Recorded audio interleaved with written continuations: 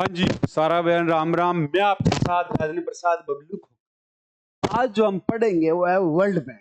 ये world bank क्या है भाई, क्यों स्टैब्लिश्ड हुआ, इसकी कौन कौन सी रिपोर्ट प्रकाशित होते हैं, इन बातों के बारे में जानना है। ये भी चाहेंगे कि ना जाए, वैसे पूछ लेगा तो हम कर भी क्या सकते हैं।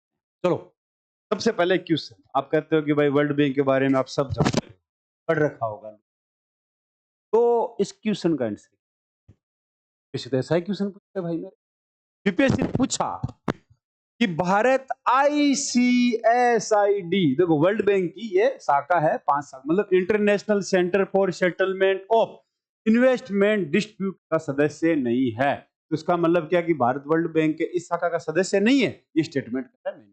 दूसरा का रीजन कह रहा है कि आईसीएसआईडी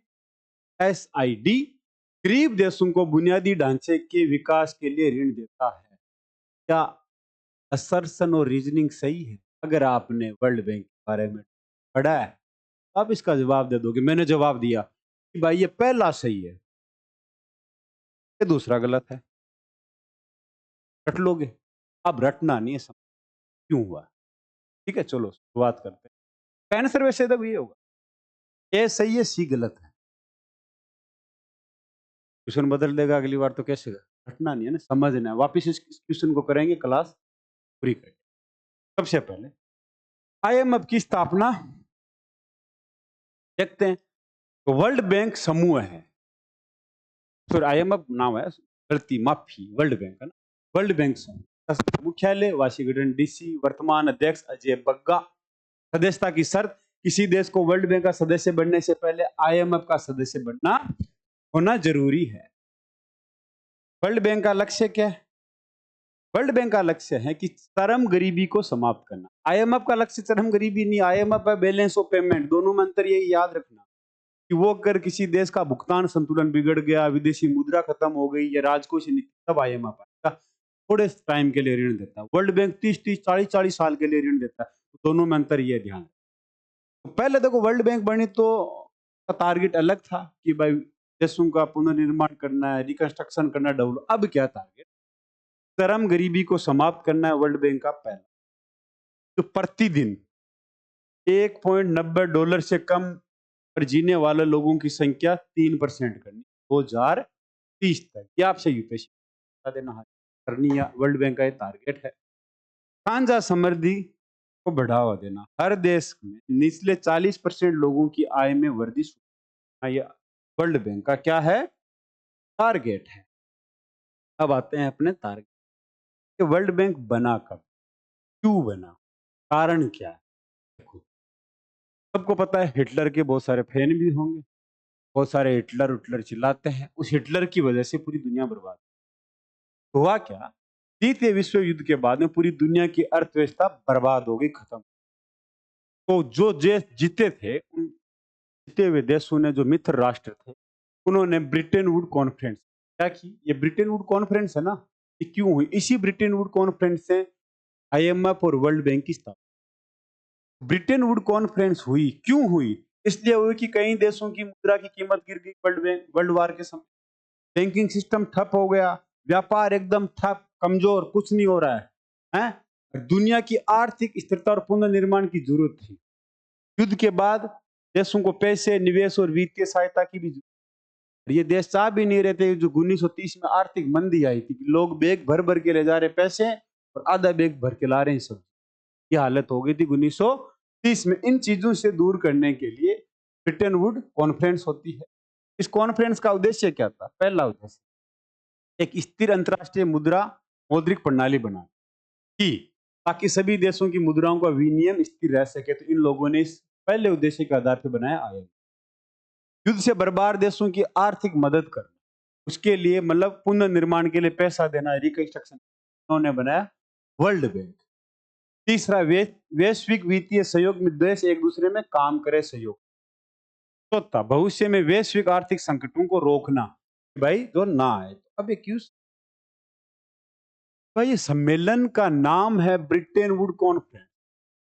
तो मैंने शुरुआत की थी, शुरू में भी सोचा कि ब्रिटेन में होगा, ब्रिटेन में नहीं है। ये सम्मेलन होता है यूएस में, एक जगह है, कहाँ पे है? यूएस में एक जगह है ब्रिटेन वुड, वहां पे सम्मेलन होता है। तो सम्मेलन चलता है 1 जुलाई से 22 जुलाई 1944। ये न्यू हेमिस्फीयर जो जगह है अमेरिका में, वहां पे सम्मेलन हुआ, का नाम है ब्रिटेन। इसी के नाम पे ब्रिटेन वुड कॉन्फ्रेंस का नाम पड़ा। इसमें शामिल देश 44 देश थे जो वर्ल्ड वार जीते थे, ना कि जर्मन जापान, ये नहीं, ये तो हर है। अब इस सम्मेलन से 2 संस्थाएं बनी। पहली संस्था बनी, पहली कौन सी बनी? इंटरनेशनल मॉनेटरी फंड, इस पे हम पढ़ चुके हैं। देखो आईएमएफ का सीधा सा है, इसका हेडक्वार्टर सारी वाशिंगटन डीसी है। सदस्य देशों को ऋण देना कब देना है?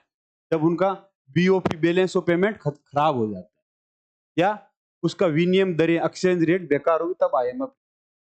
दूसरी संस्था बनी थी यही वर्ल्ड बैंक। पहला वर्ल्ड बैंक की 5 शाखाएं हैं, उन 5 शाखाओं में पहली शाखा बनी थी वो ये है, इंटरनेशनल बैंक फॉर रिकंस्ट्रक्शन। का मतलब जो चीजें बेकार हो चुकी हैं उनको वापस रिकंस्ट्रक्शन करना है, एंड डेवलपमेंट। इस वर्ल्ड बैंक की पहली शाखा, यही वर्ल्ड बैंक की पहली शाखा, यहीं से इसकी स्थापना होती है। आज हम वर्ल्ड बैंक इसके ग्रुप को बोलते हैं। इसका उद्देश्य क्या था बनाने का? युद्ध से तबाह देशों का पुनर्निर्माण करना, विकासशील देशों को बुनियादी इंफ्रास्ट्रक्चर के लिए ऋण देना। अब चलते हैं तो मैंने कहा वर्ल्ड बैंक में 5 शाखाएं। तो पहली शाखा कब बनी? IBRD 1945। एक याद रखना, सबका हेडक्वार्टर एक जगह ही है, लेकिन आपसे पूछे इनके काम क्या क्या है। देखो पहले IBRD का काम क्या जब बनी थी कि भाई रिकंस्ट्रक्शन करना, डेवलपमेंट करना, लेकिन अब इसका टारगेट बदल। अब इसका टारगेट है मध्य आय वाले, मध्य में मिडिल आय वाले देशों को क्या देना है? क्या देना है? ऋण देना है, जिससे उनकी गरीबी दूर हो। क्या भारत सदस्य है? हाँ। दूसरा है IDA, अंतर्राष्ट्रीय विकास संघ। इसकी स्थापना होती है 1960 में। इसका काम क्या है? तो सबसे गरीब देश है, लो इनकम कंट्री है, उनको पैसे। अभी क्यों से इसमें क्या आएगा, हाँ कि क्या है, ICSID नहीं है। इसका काम क्या है? सबसे लो इनकम कंट्री है जिनकी हिम्मत ही नहीं है ब्याज देने की। इसमें क्या थोड़ा बहुत ब्याज अगर सरकार ऋण देते, थोड़े टाइम पीरियड के लिए देते, ब्याज भी लेते, ब्याज कुछ सबके बारे में पढ़ेंगे अलग अलग। तीसरा है IFC, अंतर्राष्ट्रीय वित्तीय निगम है, इंटरनेशनल वित्त निगम। इसका भी क्या काम है? निजी क्षेत्र को समझ। तो मतलब ये दो है शुरू के, ये दो क्या करते हैं? सरकारों को पैसा दे। ये किसको पैसा देगी? सरकार को ना, ये पैसा देगी प्राइवेट सेक्टर को। कोई कंपनी खोलना चाहते, मान लो आप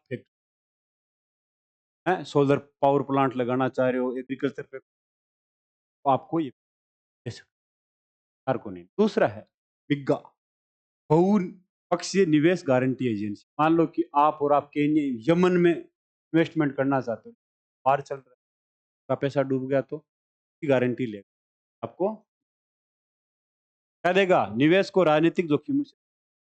इसकी स्थापना कब होती है? 1988।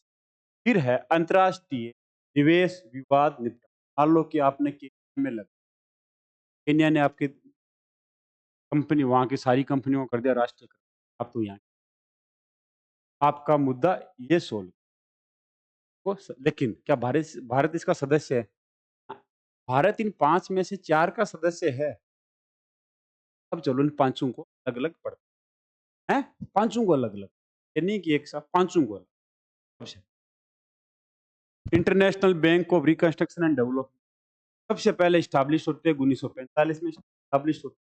पहले इसका काम था जब बनी थी कि भाई दुनिया को रिकंस्ट्रक्शन करना है, पुनर्निर्माण करना है। पुनर्निर्माण हो गया था 1945 में। अब इसने अपना टारगेट बताया। अब इसका टारगेट है मध्य आय वाले देशों को, कुछ गरीब लेकिन भरोसेमंद देशों को लंबी अवधि के लिए कर देना, 30 साल। IMF कभी इतना बड़ा कर्ज नहीं देता, वर्ल्ड बैंक देता। IMF 2 साल 3 साल के लिए कर, अल्पकालीन सोच। ये पैसा कम ब्याज के दर पे मिलता है, सरकारों की नीति सुधार में मदद करता है। क्या भारत इसका सदस्य? हाँ, भारत इसका सदस्य है। इसका international bank for reconstruction and development. अब इसकी स्थापना कब हुई? अभी मैंने पीछे बताया, पहली बैंक है ब्रिटेन वुड कॉन्फ्रेंस, इसका होता है। कार्यक्रम शुरू करते 25 जून 1906। स्थापना का उद्देश्य विश्व युद्ध से प्रभावित देशों का पुनर्निर्माण, ये तो अब टारगेट अलग है। बाद में इसका ध्यान किस पे है? विकासशील देश और गरीबों देशों की आर्थिक विकास पे। आपसे कोई पूछे इसका हेडक्वार्टर वाशिंगटन डीसी।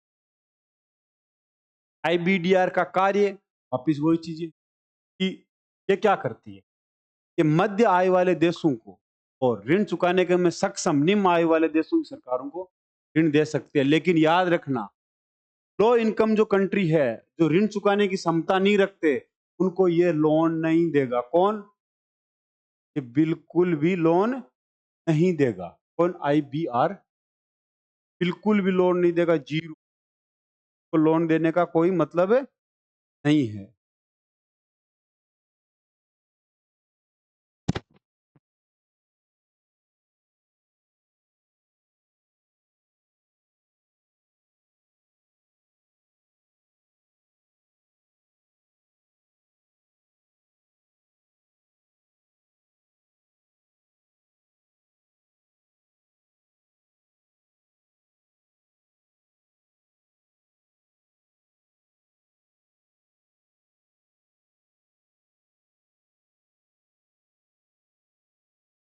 दूसरा, ये महत्वपूर्ण नीतिगत तो संस्थागत सुधारों को बढ़ावा देता है, मतलब सेफ्टी नेट देगा। दूसरा, अगर आपको किसी देश को लोन दे दिया, कहेगा कि भाई आप इसको यूज कैसे करो, ये कहा जाएगा।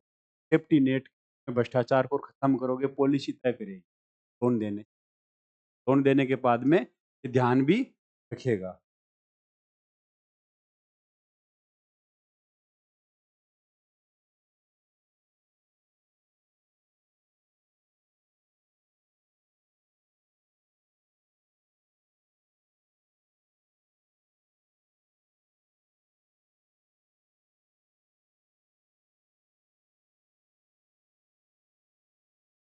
ठीक।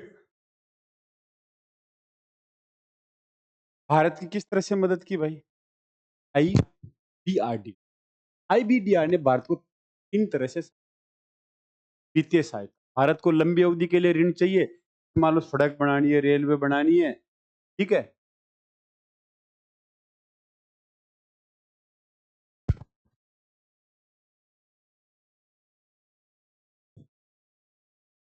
अमन भाई, अमन भाई,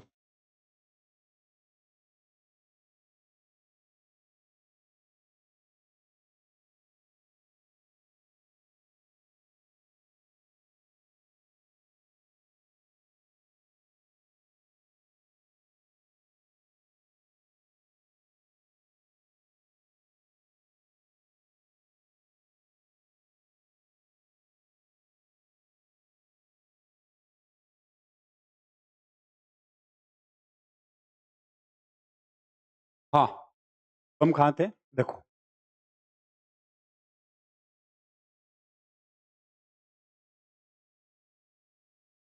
तो वित्तीय सहायता देगा। दूसरा, आपको एडवाइस भी देगा। आपको कोई भी भारत सरकार को एडवाइस है, भाई सड़क पुल वगैरह किसी भी चीज पे गरीबी हटाओ, भ्रष्टाचार के खिलाफ गरीबी हटाओ के लिए योजना अपनाने, तो ये क्या देगी? फ्री ऑफ कॉस्ट आपको एडवाइस। दूसरा, ज्ञान और विशेषज्ञ, तो विभिन्न देशों को अनुभवों से सीख देख के भारत को जानकारी और समाधान देगा कि भाई आपको नॉलेज चाहिए किसी भी। देखो, कौन? International bank for reconstruction and development. अब एक क्वेश्चन है, उदाहरण मान लो एक मध्यम आय वाला देश इंडोनेशिया अपने देश में बिजली व्यवस्था सुधारना चाहता है, गाँव में बिजली पहुंचाना है, पुराने पावर स्टेशन अपग्रेड करना है, सोलर प्लांट लगाना है, लेकिन उसके पास पैसा नहीं है। क्या नहीं है? उसके पास पैसा नहीं है, बहुत पैसा चाहिए, तो कर नहीं सकता, तो वो कहाँ गया? International bank of reconstruction and development के पास गया। आईबीआरडी ने क्या किया?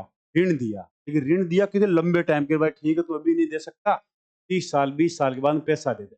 ब्याज दर भी कुछ ज्यादा नहीं थी, बहुत कम ब्याज दर पे पैसा मिल गया। और से उधार लेता इंडोनेशिया, नहीं चुका। इससे क्या हुआ? गांव तक बिजली पड़ी। लेकिन आईबीडीआर कहता है तुम्हें लोन तो दे दूंगा, लेकिन एक शर्त है। क्या शर्त है? तेरी बिजली विभाग में पारदर्शिता चाहिए, ये नहीं है तुम आलतू फालतू खर्च। दूसरा, भ्रष्टाचार नहीं होना चाहिए, पैसा दे रहा हूँ डुबाने के लिए नहीं दे रहा। गरीबों के लिए सब्सिडी दी जाए कि आप इस जो काम कर रहे हो, तो गरीबों को क्या दोगे? सब्सिडी।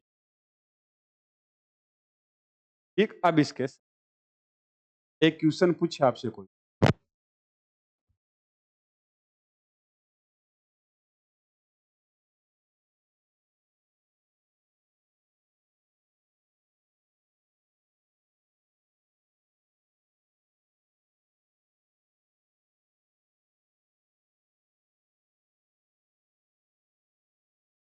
अब क्वेश्चन आया इसी बैंक के ऊपर, असर्शन और रीजनिंग क्या है। I international bank for reconstruction and development केवल कम आय वाले देशों को सहायता प्रदान, वापिस देखना, स्टेटमेंट सुनना, केवल कम आय वाले। रीजनिंग, आईबीआईडी द्वारा दिए गए ऋण की ब्याज दर बहुत अधिक होती है और ऋण अवधि बहुत छोटी, क्या होगा। ये केवल कम आय वालों को नहीं, ये मध्यम आय वाले देते, कम आय वालों को नहीं। अधिकतर किनको देता है, मध्यम आय वालों। दूसरा, आईबीडीआर द्वारा दिए गए ऋण की ब्याज दर बहुत अधिक होती है, नहीं, बहुत अधिक नहीं होती है। ऋण अवधि बहुत छोटी होती है, ये मतलब ये दोनों ही गलत है, सन और रीजन दोनों ही इसके गलत। मैंने पिछली बार बताया था कला कि ब्याज दर बहुत कम रहेगा, ज्यादा रहेगा, बहुत अधिक नहीं, कम रहेगा। अवधि भी 20-20-30 साल के, 30 से 30 साल के लिए पैसा देगा, ब्याज दर भी कम रखता है, ये दोनों ही गलत। अब आता है ये कम आय वाले देश को, लो इनकम कंट्री को देगा जब वो ब्याज चुकाने में सक्षम है। तो लो इनकम कंट्री को कौन ब्याज देगा, वो ये देगा। इंटरनेशनल बैंक, इसकी स्थापना 1960 में होती है, ये क्या कहता है, वे लो इनकम कंट्री, मतलब ऐसे देश, इसकी जरूरत क्यों पड़ी, ऐसे देश है तो ब्याज भी नहीं चुका सकते, तो ब्याज देने की उनकी हिम्मत नहीं है, उन देशों के लिए है इंटरनेशनल डेवलपमेंट एसोसिएशन, आईडीए। ये काम क्या करेगा, सबसे गरीब देशों को कर्ज देता है जो या तो ब्याज मुक्त होता है या बहुत, मतलब 1% के आसपास। क्या भारत आईडीए से पैसा ले सकता है, नहीं ले सकता, कभी कभी ले सकता है, कंप्लीट नहीं ले सकता, लेकिन इसका सदस्य है Bharat. ID, international development association, international development association कैसे मदद, पहला मदद क्या है इसका, 1960 में स्टैब्लिश्ड हुआ, वर्ल्ड बैंक की शाखा है, शून्य या कम ब्याज दर पर ऋण देगा, जो देश कर्ज में है उन्हें अनुदान भी देगा। मान लो कोई देश कर्जे में और उसको पैसा चाहिए, तो ग्रांट दे देगा कि ठीक है तू पैसे रख, ठीक, मतलब वापस नहीं मत देना। अब इसके तहत ये योजनाएं चलाता है, क्या क्या योजनाएं चलाता है, heavy in depth and poor country, तो कर्जे में देश है उनको पैसे देना, उनको इस स्कीम के तहत। दूसरा, एमडीआरआई, मल्टीलेटरल डेब्ट रिलीफ इनिशिएटिव के तहत ऋण देता है, ऋण को माफ भी करता है, तो देश कम से कम सुधर जाए। आपातकाल या संकट के समय क्राइसिस रेस्पॉन्स विंडो के माध्यम से सहायता भी देता है, कौन, इंटरनेशनल डेवलपमेंट एसोसिएशन। अब आपसे कोई पूछे ये है क्या, सीधा सीधा देना कि सॉफ्ट लैंडिंग देते, मतलब बहुत कम पैसों पे लोगों को, पैसे ब्याज है ही नहीं, 0% पे देता है। मुख्य उद्देश्य क्या है, तो गरीब देश है और विकासशील देशों को बहुत कम या शून्य ब्याज देना, जिसकी अवधि देखो, international development bank of reconstruction में क्या था, वो ब्याज दे रही है 30 से 40, मतलब 30 से 30 साल की उनकी अवधि होती है, इसकी अवधि ज्यादा है 30 से 38 साल, लेकिन अब 40 साल तक पैसा नहीं चुका पाए वो, तो उसको कहेगा कोई ना 10 साल और ले ले छूट, तो ये लो इनकम कंट्री। कौन कौन से देश इसके योग्य हैं, अभी प्रेजेंट टाइम में 74 देश इंटरनेशनल डेवलपमेंट एसोसिएशन के संसाधनों के लिए पात्र है। 2023 में जिन देशों की प्रति व्यक्ति आय, देखो एक तय क्राइटेरिया है, प्रति व्यक्ति आय 1255 यूएस डॉलर है, वो इसके तहत योग्य है। लेकिन कुछ देश जैसे नाइजीरिया, पाकिस्तान, इनकी आय तो कम है लेकिन वो कुछ हद तक आईबीडीआर से उधार ले सकते हैं, ऐसे देशों को ब्लेंड कंट्री का, इंडिया नहीं, ऐसे देशों क्या कहा जाएगा, ब्लेंड कंट्री कहा जाए। तो ब्लेंड कंट्री, तो जो देश सक्षम है ब्याज चुकाने में, आईबीडीआर का पैसा देने में सक्षम है, वो देश किस में आएंगे, ब्लेंड कंट्री में। तो आपसे कोई पूछे ब्लेंड कंट्री कैन सी, तो देश international development, international bank of development and reconstruction, international bank of reconstruction and development से उधार ले सकते हैं और उनका ब्याज चुकाने में सक्षम भी, वो किस में आएंगे, ब्लेंड कंट्री में आएंगे। क्वेश्चन पूछो, अब आपसे पूछें international bank of reconstruction and development, international development association, दोनों में डिफरेंस क्या है। डिफरेंट चाहिए, बहुत गरीब देश है उनको ब्याज, मतलब कम इनकम जो अभी असर रीजन किया था उसके कम, बहुत गरीब देशों को ये मध्यम आय वाले देश तो कर्ज लौटाने में सक्षम है ये भारत, ब्राजील, मेक्सिको में, नेपाल, चांद, इथोपिया। ब्याज दर इसमें रहेगी, ज्यादा नहीं रहेगी, कम रहेगी, लेकिन है ठीक। इसमें क्या है, जीरो। इसमें अवधि 15 से 20 या 30 साल, इसमें 30, 40, 50 कितनी भी अवधि हो। आपसे कोई पूछे जरूरत क्यों पड़ी, इसलिए पड़ी, ऐसे देश है तो IBDR, international bank of reconstruction development से कर्ज पे ब्याज चुकाने की हिम्मत ही नहीं रखते उन देशों में, स्कूलों के लिए, अस्पताल के लिए, पानी के लिए, गरीबी के लिए, आईडी, इंटरनेशनल डेवलपमेंट। अब आता है तीसरा, वर्ल्ड बैंक की आई, इंटरनेशनल फाइनेंस कॉर्पोरेशन। ये क्या है, 1956 में स्टैब्लिश ना, लेकिन ये आईडीआई से पहले होती है, ये 1960 में।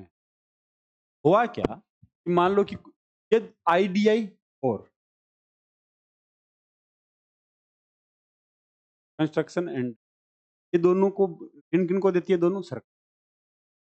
जबकि इंटरनेशनल फाइनेंस कॉर्पोरेशन है, ये किसी सरकार को ऋण नहीं देगी, ये प्राइवेट कंपनियों को ऋण देगी जो समाज को उत्थान के लिए योजनाएं ले, कोई सोलर पावर लगाना चाहता है पानी में, तो आपसे पूछे ये काम क्या है, सरकारों को नहीं बल्कि निजी कंपनियों को पैसा देती है ताकि वो बिजनेस कर सके और रोजगार पैदा कर सके। क्या भारत इसका सदस्य है? हाँ, भारत का सदस्य। मुख्य कार्य क्या है, निजी कंपनियों को ऋण देना और निवेश देना। दूसरा, उनको तकनीकी, मान लो कोई कंपनी है सोलर लगाना चाह रही है, अब उसके पास टेक्निक नहीं, उनको टेक्निक भी देगी, पैसा भी देगी। दूसरा, एडवाइस भी देगी, इसे निजी उद्यमियों के लिए वित्तीय संसाधन जुटाना, व्यवसायों को समर्थन, रोजगार के अवसर। इससे क्या होगा, गरीब और वंचित वर्गों को जरूरी सुविधाएं मिलेगी, घरेलू और विदेशी निजी निवेश को भी परवाह मिले। अब आईएफसी फंड कहां से जुटा, international finance corporation, world bank की शाखा है अंतरराष्ट्रीय। ये क्या करेगी, बॉन्ड जारी करेगी, टीम बॉन्ड हो गए या ग्रीन बॉन्ड हो गए, सोशल बॉन्ड हो गए, इसके थ्रू पैसा जारी करेगी या कुछ पैसा लेगी, ये पैसा देगी।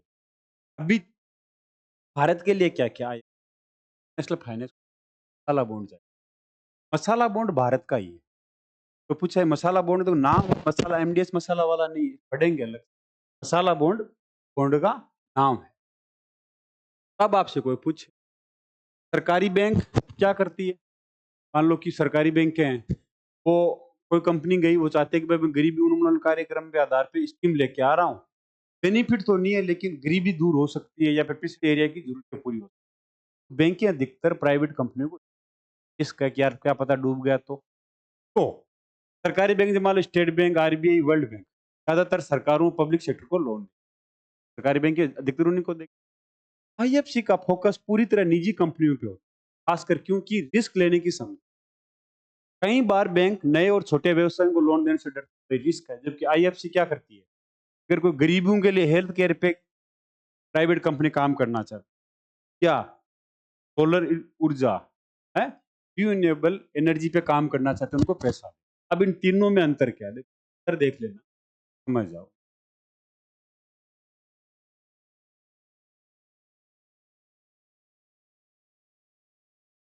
पहला है IBR, international bank for reconstruction, ये कम आय वाले, मध्यम आय वाले देशों को सपोर्ट करेगी, इंफ्रास्ट्रक्चर और development. IDA, international development association, ये भी सरकार को पैसा देगी जो बहुत गरीब देश, जबकि आईएफसी निजी कंपनियों को देगी, प्राइवेट सेक्टर। वर्ल्ड बैंक की तीसरी शाखा है जिससे रोजगार बने। और अब आता है, मान लो एक उदाहरण देख, कोई हेल्थ केयर पे एक प्राइवेट अस्पताल ग्रामीण इलाकों में शाखा खोलना चाहिए, पैसा चाहिए, फाइनेंस कॉर्पोरेशन क्या करेगा, अस्पताल को लोन देगा, मेडिकल इंफ्रास्ट्रक्चर सेट करने की सलाह देगा, टेक्निक भी देगा, हाई क्वालिटी गांव तक। इसे होगा क्या, गांव को अच्छी चिकित्सा मिलेगी वर्ल्ड बैंक के साथ।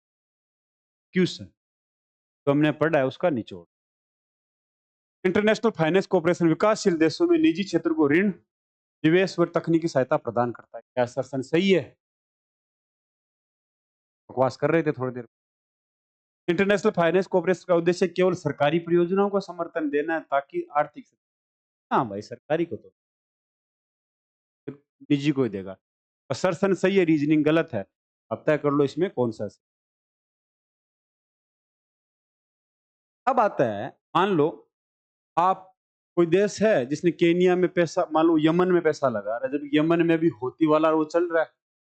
किसी देश में किसी कंपनी ने पैसा लगा, बड़ी फैक्ट्री खोली, उस देश में क्या फेक हो गया, आतंकवादी हमला हो गया, देश की अर्थव्यवस्था चरमा आ गई, ऐसे डूब गई। वर्ल्ड बैंक ने कहा कब, 1980, ताकि आप इन्वेस्टमेंट करो उन विकासशील देशों में जिनमें गरीबी है, केनिया, तंजानिया, इथियोपिया, उगांडा वगैरह। कि आप इन्वेस्टमेंट करो, आपका जितना पैसा लगा हो वहां, पैसा डूबता है, पैसा हम देंगे, हम आपका इंश्योरेंस। देखो, जब कोई विदेशी कंपनी किसी गरीब या विकासशील देश में निवेश करती है तो निवेश को सुरक्षा देती है। अगर सरकार बदल जाए या कोई लड़ाई हो जाए, नुकसान की भरपाई कौन करेगा? बिग्गा करेगा। भारत क्या इसका सदस्य है? हम भारत इसका सदस्य है। बिग्गा क्या काम करेगी? देखो, बिग्गा का मतलब मल्टीलेटरल इन्वेस्टमेंट गारंटी एजेंसी। ठीक, तो मिग्गा 1988, बिग्गा का काम क्या है? अगर कोई देश गरीब है, वहां पे विदेशी पैसा नहीं लगाना चाह रहा है, क्यों? आतंकवादी घटनाएं हैं। बिग्गा का काम क्या है? सुरक्षा देके क्या करेगी वो? एफडीआई को बढ़ाएगी, फॉरेन डायरेक्ट इन्वेस्टमेंट को बढ़ाएगी। दूसरा, पॉलिटिकल रिस्क में शामिल, मान लो कि मुद्रा का हस्तांतरण में कोई अगर अड़चन आ रही है, संपत्ति की जब्ती, अगर जब कोई सरकार किसी देश में जबरदस्ती कि आपका जब्त कर लेते हैं, राष्ट्रीयकरण कर देता है आपकी संपत्ति का, तब बिग्गा क्या करेगी? बार वगैरह में आपको जो भी निवेशक है उनको सुरक्षा देगी, गारंटी देगी, उनका पैसा उन्हें मिलेगा। तो बिग्गा का उद्देश्य क्या है? विकासशील देशों में विदेशी विनिवेश को बढ़ावा देना, गरीबी को कम करना, जीवन स्तर को सुधारना, आर्थिक विकास को तेज। ये विकासशील देशों के लिए क्यों जरूरी? इसलिए जरूरी है, देखो भाई, वार वगैरह चल रहा है तो पैसा लगाएगा नहीं, तो बिग्गा क्या करेगा? या उन देशों को आर्थिक विकास, रोजगार और बुनियादी ढांचे के लिए एफडीआई की जरूरत है। उसके गारंटी ले लेगा तो बाहरी लोग पैसा लगा हैं। बिग्गा गारंटी देता है कि कोई भी नुकसान होगा हम आपको पैसा देंगे। एक छोटा सा उदाहरण मान लो, एक अमेरिका कंपनी ने अफ्रीका में बिजली परियोजना शुरू करना चाहती है, लेकिन वहां उसकी सरकारें अस्थिर है। अगर सरकार ने प्रोजेक्ट छीन लिया तो मान लो सरकार ने कह दिया, कम्युनिस्ट सरकार आ गई, भाई हम लेंगे हमारे, मिग्गा कहती है उस कंपनी को, अमेरिकन कंपनी, चिंता मत करो, अगर ऐसा कुछ हुआ तो हम तुम्हारा नुकसान भर दें। कंपनी क्या करेगी? उस देश में इन्वेस्टमेंट करेगी, कम से कम गरीबी दूर होगी। है? वर्ल्ड बैंक का एक डायरेक्ट शासित रिश्ता है कि दुनिया की गरीबी कम करना है, पैसे आए, तो अब इसके ऊपर क्वेश्चन। भारत अब तक मिग्गा द्वारा किसी प्रोजेक्ट को गारंटी, भारत में अब तक मिग्गा, हाँ, मिग्गा ने अभी तक भारत में किसी, भारत सदस्य हैं लेकिन भारत में अभी तक किसी प्रोजेक्ट को गारंटी नहीं। कोई लोग कहता है भाई भारत में ऐसी स्थिति नहीं है राजनीतिक, तो जरूरी थोड़ी नीति भी तो बदल सकती है, आर्थिक स्थिति भी हो सकती है, लेकिन मिलेगा, अभी तक नहीं मिली। ये असर्शन से भारत में राजनीतिक जोखिम बिल्कुल नहीं है, इसलिए विदेशी निवेशकों को मिग्गा की गारंटी की गलत है, क्यों जरूरत है भाई? पॉलिसी बदल गई तो रीजनिंग गलत है, असर्शन सही।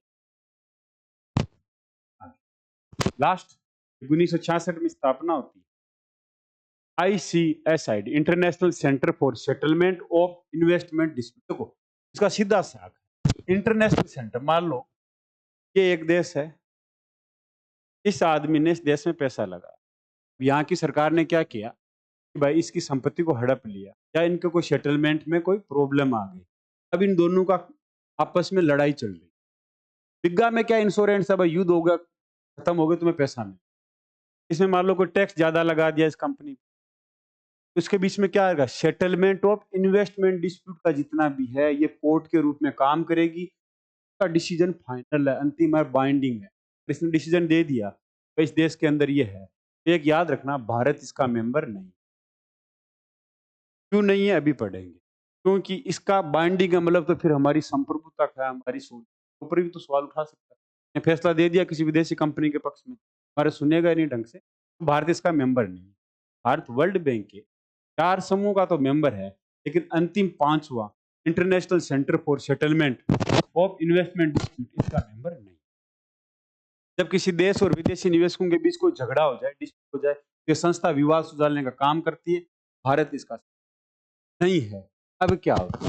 विवाद की शुरुआत हुई जब कोई विदेशी कंपनी देशों के बीच निवेश का विवाद होता है, पूरा मैटर कहाँ जाता है? ICSID में जाता है। दोनों पक्षों की सहमति होती है, विवाद सुना जाता है, न्यायाधिकरण की स्थापना होती है, ट्रिब्यूनल की फैसला बाइंडिंग है, अंतिम है, इस पे आप अपील नहीं कर सकते, आपको मानना पड़ेगा। भारत इसका मेंबर नहीं है।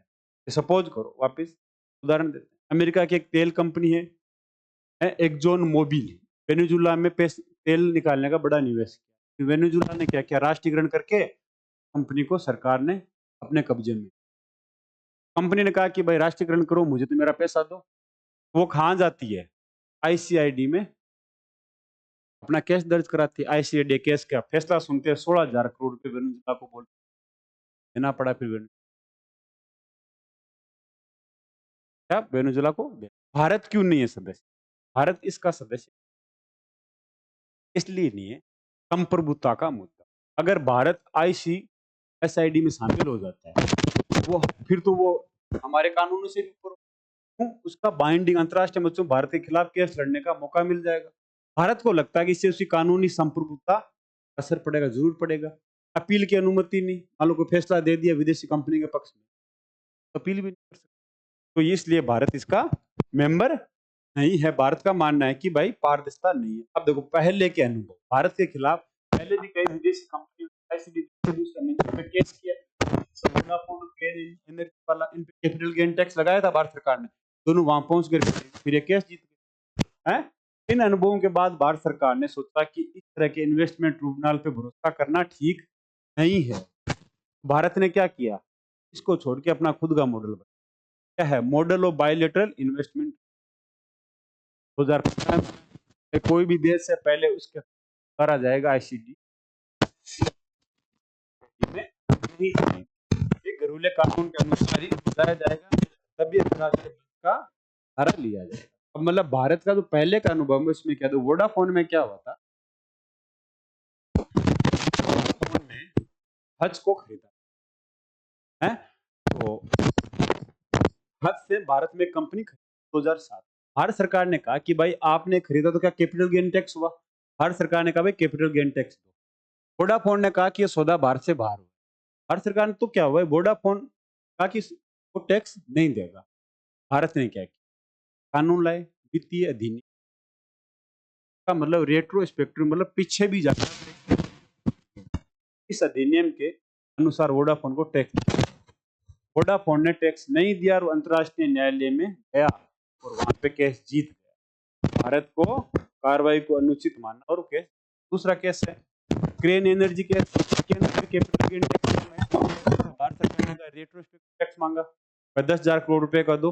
क्रेन ने क्या किया, भारत यूके बिट के तहत केस दर्ज किया, फैसला उसके पक्ष में और भारत सरकार 8,000 करोड़ रुपए देने को ना भाई, कंट्री है। भारत सरकार ने इसमें शामिल होने मना कर दिया कि भाई मैं आईसीएसआईडी का मेंबर नहीं बनूंगा। क्वेश्चन सुन लो, क्वेश्चन है, भारत में अब तक आईसीआईसीडी स्टेटमेंट, भारत का मानना है आईसीएसआईडी के तहत फैसलों के खिलाफ अपील कोई स्पष्ट प्रक्रिया नहीं है और ये देश की न्यायिक संप्रभुता को प्रभावित करता है। ये दोनों स्टेटमेंट सही, मतलब असर्शन सही है, रीजनिंग उसका सही, एक्सप्लेनेशन सही है। आगे दूसरा असर्शन और रीजनिंग, असर्शन कहता है IBDR, IBR national bank of development, world bank समूह पहली स्थापना 40 में हुई। इसकी स्थापना द्वितीय विश्व युद्ध के बाद यूरोपियन देशों के पुनर्निर्माण में सहायता करने की, सही है, हैं? असर्शन रीजनिंग के बाद वर्ल्ड बैंक क्या करती है, रिपोर्टें जारी करती है। क्या करती है, वर्ल्ड बैंक रिपोर्ट जारी करती है। पहली वर्ल्ड बैंक की 4 रिपोर्ट पढ़ेंगे। पहली रिपोर्ट है वर्ल्ड बैंक डेवलपमेंट रिपोर्ट। आपसे पूछे वर्ल्ड बैंक डेवलपमेंट रिपोर्ट क्या है, तो वर्ल्ड बैंक द्वारा जारी की जाती है। ये रिपोर्ट हर साल जारी होती है, वर्ल्ड बैंक डेवलपमेंट रिपोर्ट। इस रिपोर्ट में एक मुद्दे को लिया जाता है। ये हर साल रिपोर्ट किसी एक खास विषय पे केंद्रित होती है। क्या होती है, या फिर शिक्षा पे होगी, स्वास्थ्य से लेकर बेरोजगारी, जलवायु, हर साल आती है। इसका मेन फोकस है आर्थिक विकास और गरीबी हटाने जैसे मुद्दे वर्ल्ड डेवलपमेंट रिपोर्ट के अनुसार होते हैं। पूछते कौन जारी करता है, क्या बताओगे? वर्ल्ड बैंक जारी। इसकी जरूरत क्यों पड़ी? वर्ल्ड बैंक डेवलपमेंट रिपोर्ट की जरूरत इसलिए है, नीति निर्धारण में मदद। ये रिपोर्ट सरकारों और नीति निर्माताओं को सही निर्णय मदद करते हैं कि भाई कोई देश किस तरफ जा रहा है। वैश्विक समस्याओं की समझ मतलब सारे देशों का लगभग इस रिपोर्ट निकाल के इस रिपोर्ट में दे तो दो डाटा का स्रोत। भाई बहुत सारी रिपोर्ट छात्रों को और शोधकर्ताओं को चाहिए, तो इससे दूसरा अन्य देशों से सीखने का मौका। ये दिखाती है किसी देश के मतलब किसी देश में कोई समस्या है उसने उस देश से कैसे अपना समस्या से दूर हुए, तो उसे हमें सीखने का मौका मिला। अब question, world bank development report 2024 की आई, अब 25 की आएगी, लेकिन 24 वाले में आपसे यूपीएससी पूछी कि इसकी थीम क्या थी? एंड दी मिडिल इनकम, मध्यम आय वाले देशों को उच्च आय की ओर बढ़ने में मदद करना। का हेडिंग क्या है? एंडिंग दी मिडिल इनकम ट्रैप। इसके आधार पर रिपोर्ट आई। इस रिपोर्ट में कहा मिडिल इनकम ट्रैप। तो आपसे कोई पूछे मिडिल इनकम ट्रैप क्या है, वर्ल्ड डेवलपमेंट रिपोर्ट ने कहा यह वह स्थिति है जहां देश मध्यम आय तक तो पहुंच जाते हैं, लेकिन उच्च आय वाली अर्थव्यवस्था बनने में सफल। कहा कि 1990 के बाद आज तक केवल 34 देश ही है, क्या 34 देश ही उच्च आय वाले बने हैं, बाकी तो सब अब लो से मिडिल में आगे वहीं फंस के रह गए, ट्रैप हो गए। क्या कहता है? जबकि 108 देश अभी भी इसी जाल में फंसे हुए, तो मध्य लो से मध्य में आगे। लेकिन ये क्या बोलते हैं? एंडिंग दी मिडिल इनकम ट्रैप। इसके ऊपर ये रिपोर्ट है, इसको कैसे एंड करना है। यूपीएससी पूछे थीम क्या है, भारत की क्या हालत है? भारत के बारे में, भारत मिडिल इनकम ट्रैप के जोखिम वाले देशों में है, मिडिल इनकम की ट्रैप के जोखिम में। ये रिपोर्ट यदि वर्तमान गति जारी रहती है कि भारत अगर इसी गति से बढ़ता रहा, अमेरिका के भारत को अमेरिका की प्रति व्यक्ति आय मान लो अमेरिका की है 2 रुपया, उसके 25 रुपए के बराबर पहुंचने में मतलब 25% पहुंचने में भी भारत को 75 साल लगे। हिंदुस्तान ट्रैप हो चुका है। ये रिपोर्ट पढ़ोगे। दूसरी रिपोर्ट है वर्ल्ड बैंक की, वह है ईज ऑफ डूइंग बिजनेस।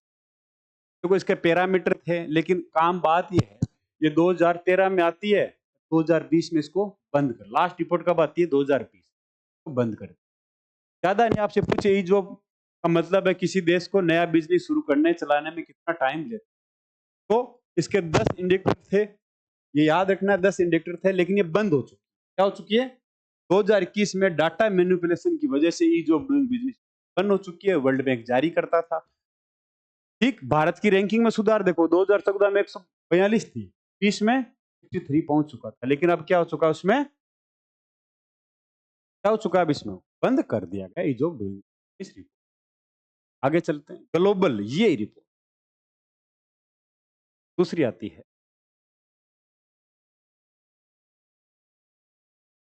तीसरी report global economic prospective report, मतलब विश्व बैंक द्वारा जारी वैश्विक आर्थिक संभावना रिपोर्ट।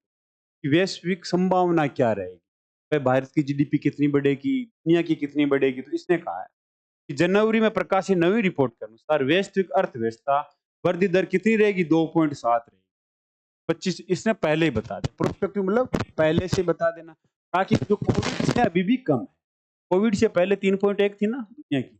तो वर्ल्ड बैंक की बात कर रहा हूँ, आईएमएफ की रिपोर्ट की बात नहीं कर रहा। वर्ल्ड बैंक क्या है? इकोनॉमिक प्रोस्पेक्टिव ग्लोबल रिपोर्ट की बात।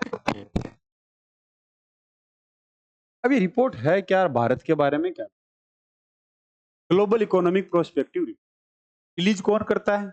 इसको रिलीज करने वाला संगठन है विश्व बैंक।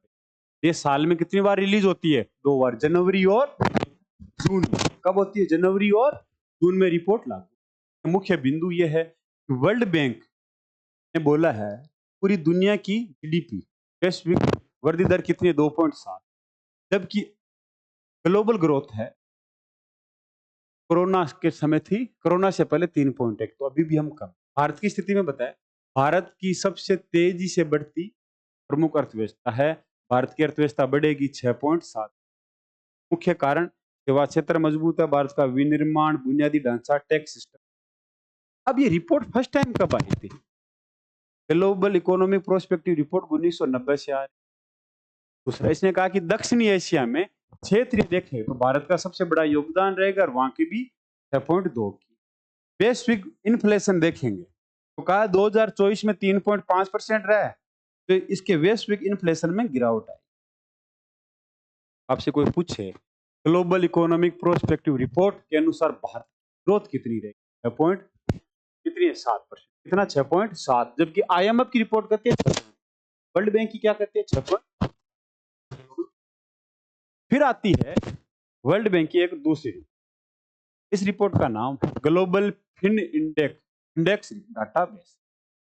कौन जारी करता है, वर्ल्ड बैंक जारी करता है। पहली बार कब जारी हुआ, 2011 में जारी हुआ। अब एक याद चीज रखना, ग्लोबल फिंडेक्स डाटाबेस 3-3 साल के अंतराल में जारी हुआ। कितने साल के अंतराल में, 3-3। इसका उद्देश्य क्या है, इसका उद्देश्य है कि दुनिया के लोग किस हद तक बैंकिंग सेवाएं, मतलब bank account, digital payment, credit सेवा का उपयोग कर रहे हैं। और इसका विशेष फोकस है महिलाएं, गरीब और ग्रामीण लोग। तो ये डाटा देता है क्या कि भाई कितने दुनिया में लोग डिजिटल यूज कर रहे हैं। तो 2021 की रिपोर्ट करते हैं कि विश्व स्तर पर 46% वयस्कों के पास क्या है, बैंक अकाउंट, जो कि 2017 में कितना था, 16। भारत में 78% एडल्ट के पास बैंक अकाउंट। डिजिटल पेमेंट और यूपीआई जैसी सेवाओं के कारण भारत में तेजी से। आपसे कोई पूछे फिन इंडेक्स किस चीज की बातें करता है, global fin database, index database, ये केवल बैंकिंग सेवाओं पे डाटा देती है। ग्लोबल की जरूरत क्यों है, आम लोगों पे इसका फोकस है। बाकी की जो 2 रिपोर्ट हमने पढ़ी उनका सरकारों पे फोकस था, आम लोगों।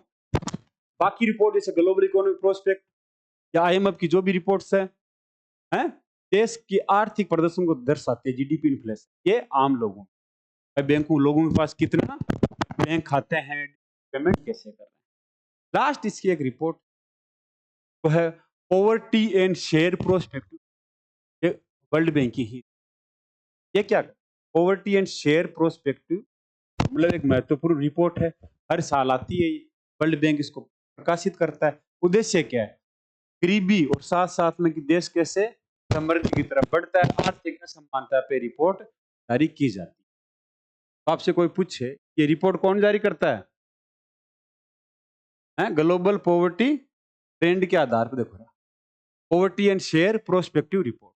अब ये रिपोर्ट में पहला बिंदु वैश्विक गरीबी की स्थिति बताता है, पूरी दुनिया में वैश्विक गरीबी कैसी है।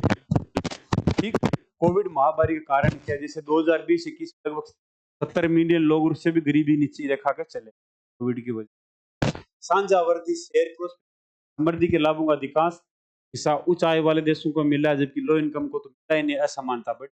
इस चीज पे बात करता है, गरीब देशों में समृद्धि वो बहुत कम है। समृद्धि, आय की असमानता पे बात करता है कि आर्थिक असमानता में वृद्धि, जिससे उच्च और निम्न आय वर्ग के बीच खाई हो गई। रिपोर्ट के अनुसार गरीब देशों में आय असमानता और आधिकारिक सेवाओं तक पहुंच में भी अंतर, सेवाओं में पहुंच के अंतर। भारत में गरीबी, इसने रिपोर्ट ने कहा भारत में गरीबी दर में लगातार कमी आई। 2011 से 2019 के बीच में भारत की गरीबी थी 22%, जो कितनी हो गई है, 10 पॉइंट। ग्रामीण भारत में इस दौरान गरीबी में गिरावट आई। आपसे पूछ इसका भी बता देना। कहा कि वित्तीय समावेशन देखो, भारत में वित्तीय समावेशन में प्रगति देखी गई, खासकर प्रधानमंत्री जन धन योजना, डिजिटल भुगतान के माध्यम से आप बता सकते। इसके साथ साथ वर्ल्ड बैंक का ट्रांसफॉर्मेटिव कार्बन एसेट फैसिलिटी क्या होता है कि